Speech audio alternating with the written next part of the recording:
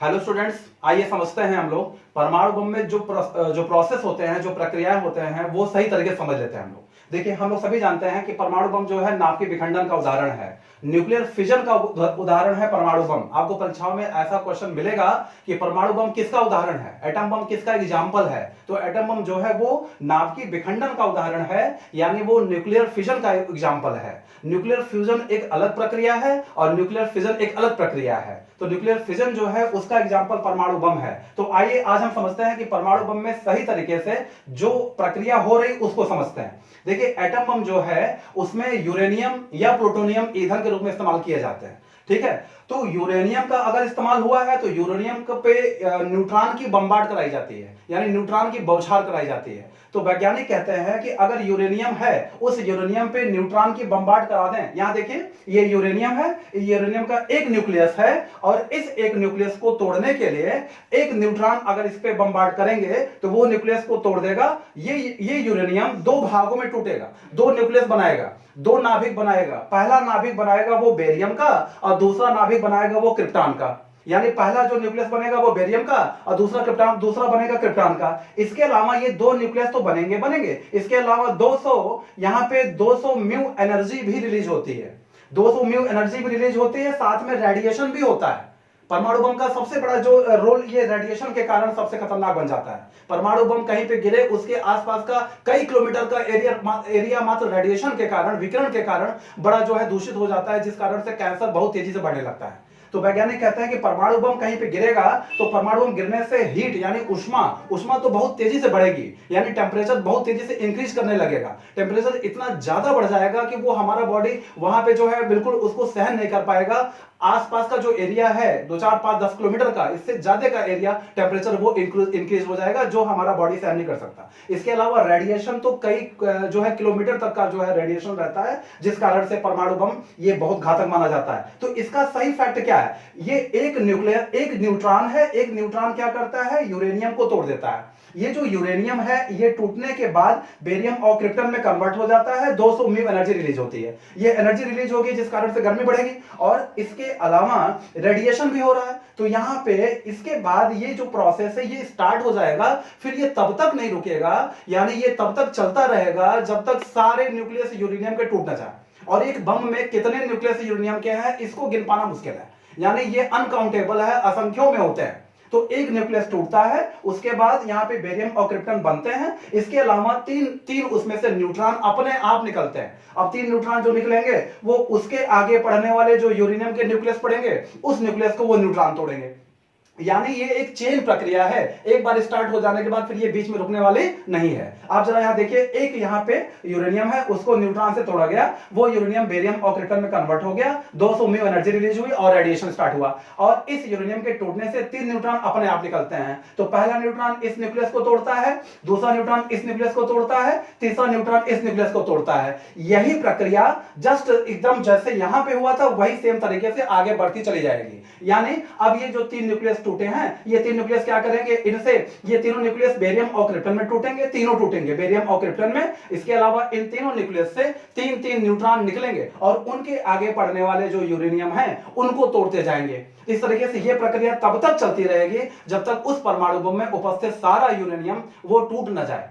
और वो जब यूरेनियम टूटेगा तो भयंकर यानी भयानक उष्मा निकलती है, भयानक हीट बढ़ती है, जिस कारण से टेम्परेचर आसपास का बहुत ज्यादा बढ़ जाता है। वहां की जमीन बंजर हो जाती है, वहां के जो तालाब है, कुआं है, वो आदि सूख जाता है। इसके अलावा मिट्टी की उपजाऊ क्षमता नष्ट हो जाती है, पेड़ पौधे जल जाते हैं, जो है जंतु जानवर मर जाते हैं, इस तरीके का जो है। और रेडिएशन के कारण बहुत दूर तक जो है कैंसर की जो बीमारियां होती हैं वो बहुत दूर तक बहुत तेजी से फैलती हैं। रेडिएशन के कारण और भी कई समस्याएं होती हैं। तो ये सारा प्रक्रिया एटम बम में होता है, जिस कारण से एटम बम को कहा गया है कि एटम बम यानी परमाणु बम एक अनियंत्रित चेन अभिक्रिया है, एक अनियंत्रित श्रृंखला अभिक्रिया है। तो आप कह सकते हैं atom bomb is a chain process and it is a uncontrolled process. इसे हम लोग रोक नहीं सकते, ये रुकेगा नहीं, ये तब तक चलता रहेगा जब तक वहां पे सारे न्यूक्लियस ब्रेक डाउन ना कर जाए।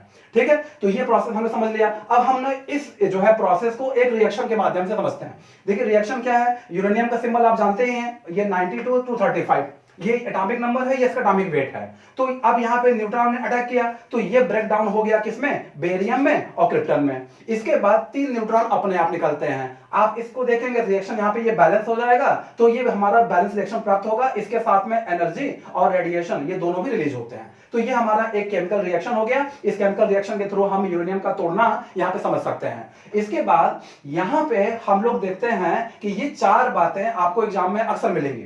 ये पहला यहाँ पे ध्यान रखना होगा कि जो नाभिकीय विखंडन प्रक्रिया होती है वो भारत में या किसी भी देश में जहां पे न्यूक्लियर रिएक्टर होते हैं वहां पे ये प्रक्रिया संपन्न कराई जाती है। तो नाभिकीय विखंडन की जो प्रक्रिया है, न्यूक्लियर फिजन की जो प्रक्रिया है, उसमें ईंधन के रूप में जो इस्तेमाल किया जाता है फ्यूल के फॉर्म में, उसमें यूरेनियम 235 या प्लूटोनियम 239 का इस्तेमाल किया जाता है।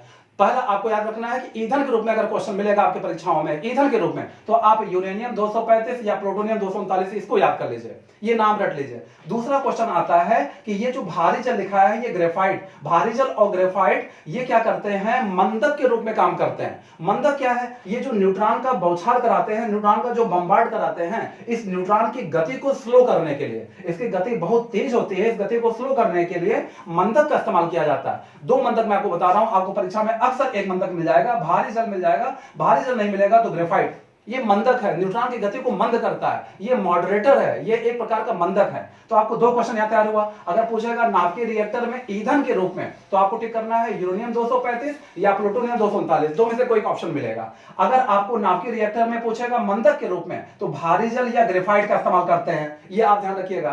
तीसरी बात, वहां जहां पे ये नाभिकीय रिएक्टर है वहां पे कंट्रोलिंग रॉड लगी होती है, उस रिएक्टर के चारों तरफ जो कंट्रोलिंग रॉड लगी हुई हैं, जो नियंत्रक छड़ें लगी हुई हैं, वो नियंत्रक छड़ें बनी होती हैं कैडमियम की।